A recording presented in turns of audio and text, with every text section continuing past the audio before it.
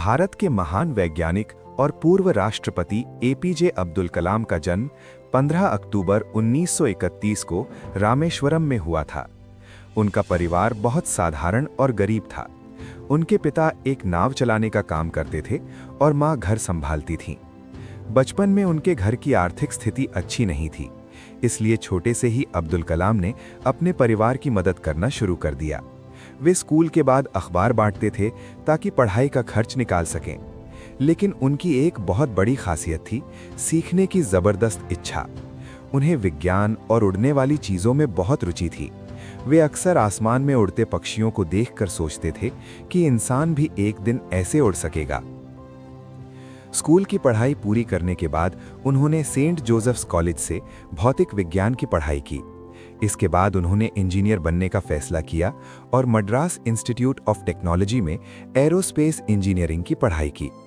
पढ़ाई पूरी करने के बाद उन्होंने Defence Research and Development Organisation में वैज्ञानिक के रूप में काम शुरू किया। कुछ समय बाद वे भारत के अंतरिक्ष कार्यक्रम से जुड़े और इंडियन स्पेस रिसर्च ऑर्गेनाइजेशन में शामिल हो गए। वहीं उन्होंने भारत के पहले स्वदेशी उपग्रह प्रक्षेपण यान SLV-3 के विकास में महत्वपूर्ण भूमिका निभाई। 1980 में इसी रॉकेट की मदद से भारत का उपग्रह रोहिणी सैटेलाइट अंतरिक्ष में सफलतापूर्वक भेजा गया।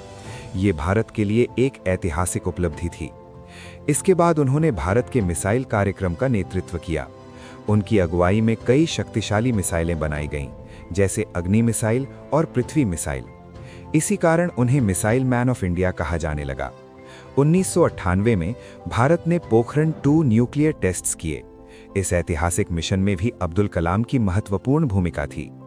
उनकी महान सेवाओं के लिए भारत सरकार ने उन्हें देश का सर्वोच्च नागरिक सम्मान भारत रत्न प्रदान किया। 2002 में वे भारत के राष्ट्रपति चुने गए और 2007 तक उन्होंने ये जिम्मेदारी निभाई। वे जनता के बीच बहुत लोकप्रिय थे, इसलिए उन्हें पीपल्स प्रेसिडेंट भी कहा जाता था। राष्ट्रपति बनने के बाद भी उनका सबसे बड़ा सपना था भारत के युवाओं को प्रेरित करना। वे हमेशा छात्रों से मिलते और उन्हें बड़े सपने देखने के लिए कहते थे। 27 जुलाई 2015 को शिलोंग में एक कॉलेज में भाषण देते समय उनकी तबीयत अचानक खराब हो गई और वहीं उनका निधन हो गया। लेकिन उनकी सोच, उनके शब्द और उनका सपना आज भी करोड़ों युवाओं को प्रेरित करता है।